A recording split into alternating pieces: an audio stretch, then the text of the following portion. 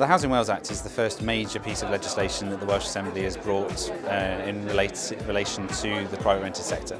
It's not a small piece of legislation either. It's quite significant change to landlords. It reflects a change that is similar to that came into Scotland about 8 or 9 years ago, in that landlords have to now register and train and therefore ultimately licence to be able to practice in their business if they want to run it themselves. It's estimated there are about 130,000 landlords in Wales that this may affect, and also about 800 commercial letting agents who will all need to come forward to either register or obtain a licence from the licensing authority that we're setting up within the country. Training makes a massive difference in terms of having an impact out there in improving private rented standards across Wales. So some of our surveys have shown that 50% of all landlords change something about how they manage their business following attendance on training. I'm a landlord law member because I think that Cheshire offers a fantastic service to landlords. So it's very comprehensive. It also lets me have access to the leading housing solicitors of Anthony Gold. And she's got an extremely useful website which enables me to look up stuff very easily.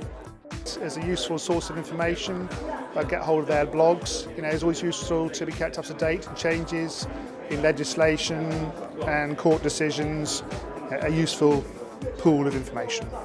There's nothing else that is really around to help me keep up to date with everything, and that's why conferences like this are so important, because they really give you a chance to have information delivered to you, but also to mix with other people in similar positions to you that perhaps have had experiences that you haven't had, and you can share yours with them as well.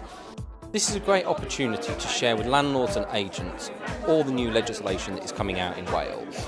Wales is to a large extent leading the country on tenancy reform, licensing and professionalising the industry, and this is coming in later in the year, so we need to get these messages out, but we also need to share the concerns of landlords with the decision makers at the Welsh Government. Agents, solicitors, landlords, even tenants need to know what the law is.